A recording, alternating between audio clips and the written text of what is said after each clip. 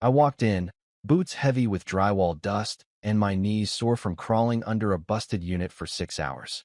Smelled like copper and sweat and whatever fast food was rotting in my truck. I dropped my bag by the door and looked over. Trisha was curled on the couch, scrolling her tablet like she was skimming a menu, barely glanced up. "Hey," I said. "Josh eat?" "Yeah," she mumbled, eyes glued to the screen. "He's upstairs." That was it. No smile. No, "How was your day?" Just her swiping that glass like it owed her money. I grabbed a beer and sank into the recliner. My back popped. The room was quiet except for the distant noise of Josh's video game upstairs and the low hum of the TV Trisha wasn't even watching. Then she spoke. Just like that, out of nowhere. Not even a pause in her voice. "I've been seeing someone," she said, like she was reading off a damn shopping list. "His name's Darren. My regional manager. It happened at the company retreat last month." I blinked. Thought maybe she was kidding. Or testing me. Or high. She looked up then, flat eyes, like we were roommates who'd just run out of milk. "So what? That's what did it. Not even the cheating. The so what? Like 13 years, a mortgage, a kid, all of it was nothing more than background noise for whatever game she was playing." I didn't say a word. My hands were still dirty from the crawl space. I looked at them, then at her, like I couldn't believe we were sitting in the same room. "Before we start, how's your day going and where are you joining from?" I stood up slow. Not angry. Just empty. I walked past her tablet glowing face, into the kitchen. She didn't follow. Didn't ask anything. Just kept scrolling like I hadn't heard her. In the garage, I leaned against the workbench and stared at the pegboard. My hands curled around a wrench without even thinking. Heart wasn't racing. It was cold, steady. She really said that. Just dropped it in the living room like a takeout order. So what? I didn't cry. I didn't yell. I didn't smash a damn thing. Instead, I just nodded to myself and walked back inside. "Gonna shower," I said. She didn't answer. Water ran down my face, but my brain was already on something else. Not grief. Not begging. Just gears. Quiet, turning gears. I barely slept that night. I waited until her breathing evened out, then slid out of bed without making a sound. Downstairs, I sat at the kitchen table, pulled the family laptop out of the drawer, and opened it up. Trisha's phone had been syncing to it for years. Photos, messages, backups. She probably forgot. Or she figured I'd never bother looking. But I was already gone in my head. What came next was just math. I clicked into the cloud folder, scrolled back through the last couple months. Nothing stood out at first. Work stuff, pictures of Josh, some random memes. Then I saw a folder labeled Denver Retreat. She never mentioned Denver. The retreat she told me about was in Nashville. I opened it. Ski lodge photos. High-end place. Looked like one of those Aspen-style resorts, all with beams and mountain views. In one picture, she's standing by a fire pit in a black parka, drink in hand, smiling like she's living a new life. In another, she's sitting on a couch in front of a massive window, a man's legs stretched out next to hers, boots nearly touching. His face wasn't visible, but then there was one with a clear reflection in the glass behind her. I zoomed in. His arm was around her waist. Her hand rested on his thigh. I felt my throat tighten, but I kept scrolling. More pictures. Some of her in a hotel robe, mirror selfies with captions like, "Working hard" or "Hardly working." A few were too cropped to see much, but the vibe wasn't subtle. I didn't hear Josh come down the stairs. He was quiet in the mornings, always had been. He walked into the kitchen, rubbing his eyes. "Why are you up so early?" I minimized the window fast. Just had trouble sleeping. He sat at the table, pulled a cereal box toward him. "Is everything okay with you and Mom?" I froze. He didn't look at me. He was pouring milk, but the question hit like a brick. "Why would you ask that?" "I don't know. You guys don't talk much lately. And you looked different last night." My voice caught. "We're fine, buddy. Just tired. Work's been a lot." He didn't argue, just nodded and took a bite. But I could tell he didn't buy it. When he finished, I helped him pack his lunch. He gave me a weird little half hug before leaving, like he thought I needed it. Maybe I did. As soon as the front door shut, I was back on the laptop. I pulled every file, every backup I could find. Her texts weren't synced, probably used a different app, but calendar entries told enough. 2 weekends blocked out in the past month, labeled Q3 planning session and team realignment workshop. Both fake. One matched the date on the Denver photos. Then I checked location data. Pings from a lodge near Breckenridge. Not a conference center, not a Marriott, an expensive cabin-style resort with spa packages and wine tastings. I found one screenshot she'd saved from her banking app. Probably accidental. It showed a dinner charge, over $200. Same weekend. Same town. I sat back in the chair, heart thudding hard now. This wasn't a one-time slip. She didn't fall into something and feel bad. She planned it, scheduled it, lied to my face about where she was and who she was with. And she did it with the confidence of someone who thought I was too dumb or too distracted to ever look. I got up and opened the fridge just to do something with my hands. My coffee from yesterday was still in the pot, cold and burnt. I poured it anyway. The betrayal wasn't even the sharpest part. It was the fact that she did all this and came home like nothing had happened. Like we were still some normal couple raising our kid, paying bills, arguing about laundry. She kissed Josh goodnight every night knowing what she was hiding. I walked back to the table, closed the laptop, and stared at the grain in the wood. This wasn't a mistake. This was a pattern. Trisha came downstairs that morning dressed like it was date night. Hair curled, subtle makeup, heels. Not work heels either, the other kind. She had that smooth, practiced look, like she'd planned the whole thing out last night while lying next to me. She grabbed her purse and said, "I've got a team meeting downtown. Shouldn't be more than a couple hours." I nodded, pretending I bought it. Soon as the garage door shut behind her, I grabbed my keys and followed from a few cars back. Her taillights weaved through traffic like she wasn't worried about a damn thing. She pulled into a boutique brunch place in Lodo. Not her usual work crowd kind of place. This spot had string lights and $18 omelets. I parked across the street and sat low. Waited. 10 minutes later, he showed up. Darren. Tall, late 30s maybe, cocky posture, like a guy who thought khakis and a Bluetooth earpiece made him untouchable. He kissed her cheek like they were married. She laughed, real loud, the kind of laugh I hadn't heard in my house in years. They sat near the window. I had a perfect angle from my truck. They weren't just having breakfast. It was the way they leaned in, the way she reached across the table to fix his collar. His hand stayed on her thigh under the table. I could tell by the way her shoulders shifted. She wasn't even hiding it. Then I saw her do something that stopped me cold. She rested her hand on her stomach. Soft, gentle, the way women do when they're not even thinking about it. Just instinct. I stared. My brain scrambled. I tried to remember the last time we slept together. Maybe 6 months ago? 7. No way that baby was mine.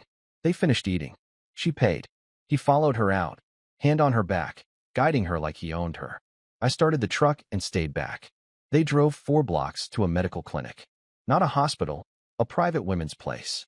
Real clean, real quiet. I parked in the lot next to a landscaping van, watched her walk and holding hands with the guy she cheated on me with. 40 minutes later, they came out. She was holding a long white envelope. Smiling. He leaned in and kissed her forehead like he'd just won something. She held up the envelope and showed him. He looked at it, nodded, then pulled her into a full hug. I didn't need to see what was inside. I already knew. Ultrasound prints. Proof. I leaned back in my seat, hands gripping the steering wheel so tight I thought the leather might rip. That baby wasn't mine. It never could be. And she knew it. She knew it before she sat across from me on the couch, scrolling her tablet like we were strangers, and tossed, "I'm seeing someone," into the air like trash. This wasn't a one-time screw-up. This was a life she built behind my back while I was climbing into attics and fixing broken furnaces to keep us afloat. They drove off together. I didn't follow this time. I just sat there, engine running, staring at the front of that clinic. Some lady with a stroller walked by and gave me a weird look. I didn't care. For 13 years, I played the role, husband, dad, provider. And she just replaced me, quietly, like swapping out a pair of shoes.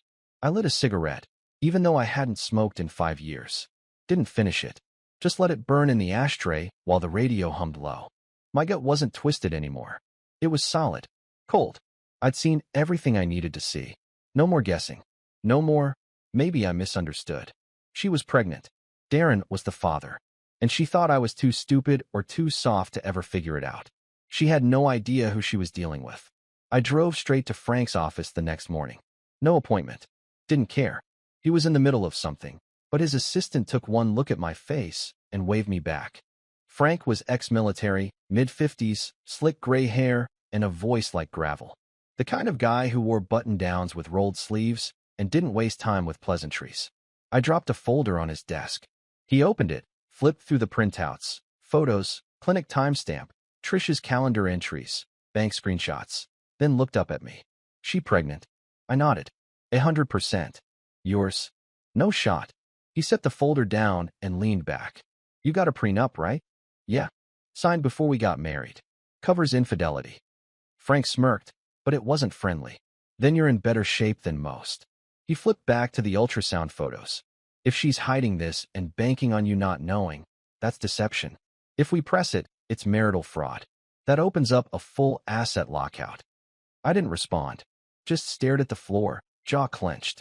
You want to take this all the way? He asked. I want it airtight. I don't want her pulling some sob story later and getting half my business. He stood up, grabbed a legal pad, and started writing. Then keep gathering. Anything you can prove she deliberately hid. Voicemail backups, GPS records, expenses tied to the affair. I want timestamps, locations, anything that shows this wasn't just a one-night thing. I've got access to her synced voicemail and contacts. Been backing up her calendar too. Frank raised an eyebrow. Start pulling everything. Hotels, restaurants, trip receipts, any spending tied to him. The more you have, the faster this'll go. I left with a checklist and one mission. Finish what she started. Back home, I dug through everything I hadn't looked at yet. Her Google activity alone made my chest tighten. Keyword searches like, how early can you hear a heartbeat? And insurance coverage for unmarried fathers. She was already planning her new life. I backed up 3 years of call logs. Found 5 different hotel stays charged to her business card that weren't on the company's billing cycle. I even pulled a calendar invite titled Team Dinner with a reservation for 2 at a boutique steakhouse in Vail. A kid-free weekend, of course. By the time I finished, I had over 200 files sitting on a flash drive labeled Trisha Truth. Then I heard her car pull into the driveway. I closed the laptop, slid the drive into my pocket, and walked into the living room like nothing happened. She came through the door humming, literally humming, like she'd just had the best spa day of her life. Hey, she said, dropping her purse on the counter. Josh at practice? Yeah. She walked right past me, went to the fridge, popped open a LaCroix, and leaned on the counter like we were good. Like everything was fine. How was your meeting? I asked. She didn't even flinch. Oh, boring. Just budget stuff. You know how it is. I nodded slowly. Yeah, I know exactly how it is. She gave a half smile and took a sip, eyes darting back to her phone like I wasn't even there. I went to the garage, grabbed a clean envelope, and slipped the flash drive inside. On the front, I wrote a single note. You always said I didn't notice things. Turns out I noticed everything. I tucked it under the edge of the fruit bowl on the kitchen counter.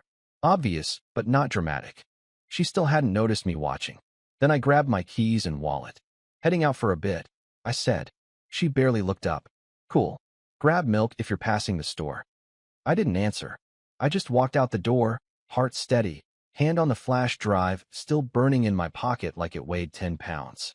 She thought she had control, but I was done playing catch-up. I was up before the sun. House was still, cold, too quiet. I walked into the kitchen, slid the flash drive and the note out of my jacket pocket, and laid them right in the center of the table. No dramatics. No slamming drawers. Just quiet and clean, like cutting a line with a sharp knife. Then I grabbed my duffel bag, keys, and wallet and walked out without looking back. I checked into a budget motel off I-25, the kind of place with a flickering vacancy sign and beds that smelled like bleach and old socks. Didn't matter. I wasn't there for comfort. I turned my phone face down on the nightstand and let it buzz. First missed call came at 8:17, then again at 8:32. By 9:05, I had 3 voicemails. I didn't listen. By the 5th call, I finally answered. Her voice hit my ear frantic, breathless. What is this? What the hell is this, Ryan? I stayed calm. Ice calm. You read the note? What do you mean you noticed everything? This is insane. Where are you? I sat on the edge of the bed, staring at the wall. I know about the affair. I know about Darren. I know you're pregnant, and it's not mine. I've got photos, receipts, location data, and your clinic visit. She went silent. I let it sit. Then she started again, this time softer. Ryan, wait. Please. Can we just talk about this? You don't have to go nuclear. We can fix this. There's nothing to fix. You don't understand. No, you don't understand. I snapped, cutting her off. I gave you 13 years. You gave me lies. My lawyers got everything. This isn't emotional. It's legal now. She stammered. We have a kid. I know. And I'll protect him. That's the only thing I care about now. Her voice cracked. Ryan, I messed up. Okay, I messed up. But don't throw our whole life away over one mistake. One mistake. I laughed once, low and sharp. This wasn't a drunk kiss at a conference. This was planned. You lied for months. And now there's a baby in the picture. A baby that's not mine. She didn't deny it. I waited. You're really going to leave? She whispered. I already did. I hung up. The phone started ringing again before it even hit the nightstand. I didn't answer. That afternoon, I met Frank at his office. He had the paperwork prepped, organized, tabbed. Prenup kicks in immediately with these, he said, tapping the forms. No spousal support. She'll try to contest, but with what you've got, she's got nothing. We filed a formal separation notice that day. Divorce proceedings would follow, but the foundation was already laid, and it was solid. On the way back to the motel, I stopped at a diner and ate the first full meal I'd had in days. It tasted like metal, but I got it down. My phone lit up with another message from Trisha. Then another. By nightfall, she'd gone quiet. Didn't matter. She could scream, cry, spin it however she wanted. I wasn't coming back. 3 days after we filed, I was back at the shop going over invoices when one of my guys leaned into the office. Ryan, there's some dude out here asking for you. Says his name's Darren. I looked up from the paperwork, slow. He come alone? Yeah. Wearing a tie like he's selling insurance. I stood, wiped my hands on a rag, and walked out front. And there he was, Darren, standing by the counter like he owned the place. Same smug face I saw outside that clinic.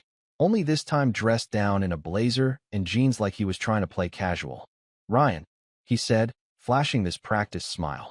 Mind if we talk? Man to man. I crossed my arms. You've got 60 seconds. He nodded like he expected that. Look, I know how this looks, and I'm not here to defend what happened.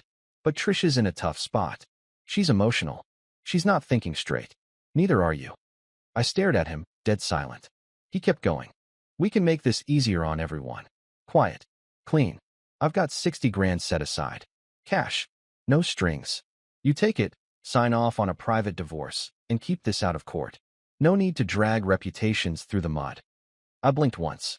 You done? I'm offering a solution. For all of us. Let me be real clear, Darren. I stepped closer. You think 60 grand's gonna buy me off after you banged my wife and knocked her up behind my back? He swallowed. You walk in here, acting like we're peers? You're a coward who couldn't even keep it in his pants at a company retreat. Look, I'm just trying to. You're trying to save your ass. But you walked into the wrong building. I built this shop with my bare hands. My name's on the trucks. My clients trust me because I don't lie, and I don't take shortcuts. You think I'd sell out now? His jaw clenched, but he didn't speak. Get out of my shop, I said, before I throw you through the bay door. He hesitated, then turned and walked out, fast. I watched him go, heart thudding, hands curled into fists. I didn't swing, but it was close. Didn't take long for his next move. 2 days later, my biggest contract, a property management group with over a dozen apartment buildings, called me in. Hey Ryan, the manager said, awkward. We got a weird call from a guy claiming you've got legal trouble. Said we should reconsider working with you. I asked who. Wouldn't give a last name. Just said he was concerned about reputational damage. But his number's from Denver. I knew damn well who it was. But Darren didn't understand how trades work. People talk. Fast. By the end of the week, 3 other clients called me. Not to cancel, but to tell me they got the same shady call. One of them even recorded it and emailed me the file. Frank loved that. We sent a cease and desist to Darren's company. Then we forwarded everything to their legal department, the bribery, the voicemail, the client interference. Corporate opened an internal investigation within 24 hours. Turns out they didn't like finding out their regional sales manager was screwing an employee's husband and trying to silence him with hush money. 2 days later, Trisha called again. I let it ring. She texted twice, then called again. I finally answered on the 4th try. Her voice was cracked and shaky. Darren's on probation. Internal audit found out about the client calls.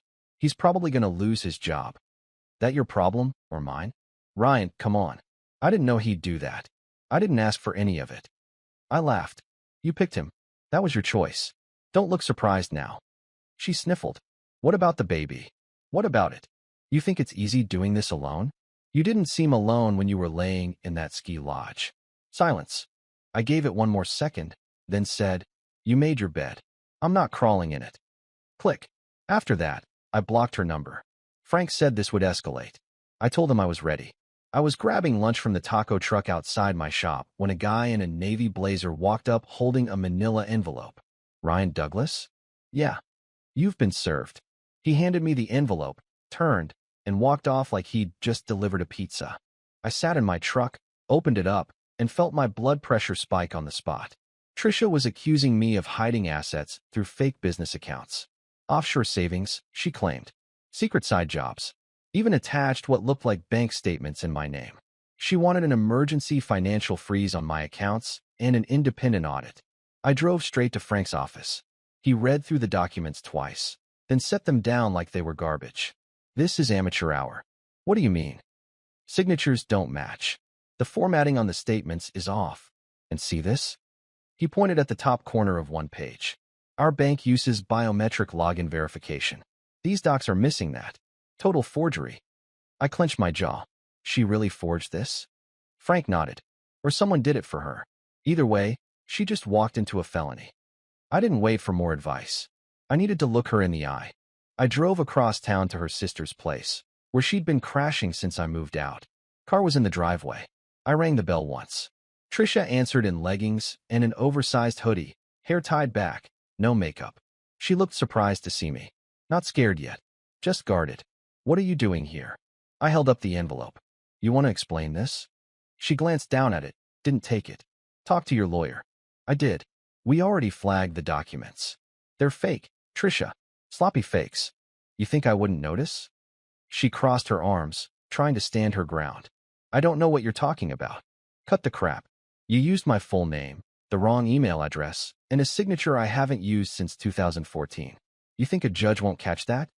Her eyes darted, panic setting in. I can prove it's fraud. I've already filed a response. You keep pushing this, and you're looking at criminal charges. She stepped back like I'd slapped her. I was scared, okay? I didn't know what to do. Everything's falling apart. Yeah, because you lit the damn match. I'm pregnant, Ryan. And Darren's on probation, and I don't have a job. Not my problem, I said, cutting her off. You made your choices. Tears welled up, but I didn't flinch. You don't get to burn down a marriage, file fake documents, and play the victim when it backfires. I didn't know what else to do. I was alone. You weren't alone when you were sneaking off to ski lodges. She covered her face with her hands, voice breaking. I'm sorry. Not good enough. She looked up at me, eyes red. So that's it. You're just gonna walk away? No. I'm walking forward. Big difference. I turned and walked off the porch, ignoring the sound of her crying behind me. I didn't care if her sister watched from the window or if the neighbors heard everything. She'd made her move. Now she could deal with the fallout. 2 nights after I left her sister's place, my phone buzzed at 11:42 p.m. Trisha, 5 missed calls. 1 new voicemail. I ignored it. At 12:03, it rang again. This time it was her sister, Amanda. Ryan, she said, breathing hard. Trisha's in the ER. She said something about the baby. She's not doing well. You should come. My gut told me it was a stunt. But I wasn't going to be the guy who ignored a pregnant woman in the hospital, even if the baby wasn't mine. I drove to St. Luke's and walked into the ER just after midnight. Trisha was in a room with dim lights and a nurse checking her vitals. She looked pale, hair a mess, but alert. Too alert. Glad you showed, she mumbled. The monitor showed a heart rate in the 90s. Blood pressure barely above normal. Not crisis level. A doctor stepped in, mid-30s, looked more annoyed than concerned. You the father? He asked. No, I said. Not even close. He gave a slight nod, stepped closer. Look, she came in complaining of abdominal tightness and dizziness. But vitals are steady, baby's heart rate is fine, and the scan's clear. There's no sign of preterm labor or distress. My guess? Stress, maybe dehydration. He leaned in just a bit. Between us, there's nothing medically wrong. Got it. I stepped into the room, arms crossed. So what's this really about? She shifted in the bed, suddenly small. I was scared. No, you were desperate. You wanted me here. Well, I'm here. Now say what you came to say. She blinked fast. I thought maybe we could still fix this. If you wanted. For Josh's sake. My jaw tightened. What does this have to do with Josh? She pushed herself up a little. You could adopt the baby. We could rebuild. Stop. She flinched. I stepped closer. You think dragging me here in the middle of the night, faking an emergency, and then throwing the Josh card at me is going to make me forget what you did? I didn't fake. You did. Doctor already told me everything. You're fine. Baby's fine. But you want to guilt me into playing dad to a kid that isn't mine? You really think that's going to work? Her face twisted. I'm trying to keep us from falling apart. There is no us. There's you, your choices, and the mess you made. I'm not your backup plan. She went quiet, lip trembling. I turned to leave. That's when she snapped. If you walk out that door, I'm going after full custody. I stopped. She sat up straighter now, chin lifted. You've been living in a motel, Ryan. You're unstable. You've yelled at me. You threatened Darren. I have texts. I can make a case. I stepped back toward her bed, voice low. You try to take Josh from me, I'll bury you in court. You want to use fake bank statements and late-night hospital drama as ammo. Be my guest. But I've got proof of fraud, adultery, and now medical manipulation. I will walk into that courtroom so prepared you'll think I built it myself. She didn't speak. You want to play games? Fine. Just don't cry when you lose. I walked out and didn't look back. 3 days later, I was served again. Trisha filed for full custody of Josh, claimed I was emotionally unstable, financially reckless, and lived in non-permanent housing. Frank read through the claims and scoffed. She's swinging blind now. But it didn't feel like nothing. It felt like war. And I was ready for it. The courtroom was cold, sterile, beige walls, humming lights, and the kind of silence that made every chair squeak sound like a gunshot. I sat next to Frank in a pressed button-down and slacks, not because I cared about looking sharp, but because I wanted to look like stability, like the parent who had his life together. Trisha sat across from us with a court-appointed lawyer she'd picked up last minute. Her fancy private guy had bailed once the financial fraud allegations hit. She looked tired, pale, hair tied back in some rushed bun. The woman who used to spend 20 minutes just picking earrings now looked like she hadn't slept in 3 days. Good. The judge, mid-50s, sharp eyes, no patience, opened with, "Let's begin with the petitioner's submission." Frank stood and laid it out clean. The affair, the ultrasound photos, the hotel receipts, the calendar entries. Then the big guns, the forged bank statements, biometric mismatch, timestamps that didn't line up. When Frank handed the judge our packet, he didn't even look at Trisha. He knew we had it locked. Her lawyer tried to spin it. Your Honor, the stress of the situation, my client's emotional state. She acted irrationally but not maliciously. The judge didn't blink. You're saying falsifying financial documents and accusing the father of hiding assets wasn't malicious? The lawyer stammered. It was, at worst, an emotional overreaction. Frank cut in smooth. Then let's be clear. Emotion does not excuse deception. And it sure as hell doesn't entitle someone to custody of a child she tried to use as leverage. The judge nodded slowly, flipping pages. When she spoke again, it was final. I'm awarding full primary custody of Joshua Douglas to the father. The marital residence and business assets remain solely under his name, per the prenuptial agreement. No spousal support will be issued. The respondent will have supervised visitation twice a month, pending reevaluation. Trisha didn't even react at first, just stared ahead, eyes glazed, like she couldn't process what just happened. Then the judge added, "You're lucky we're not opening a criminal case on the document forgeries." That broke her. She wiped her face fast, trying to keep it together.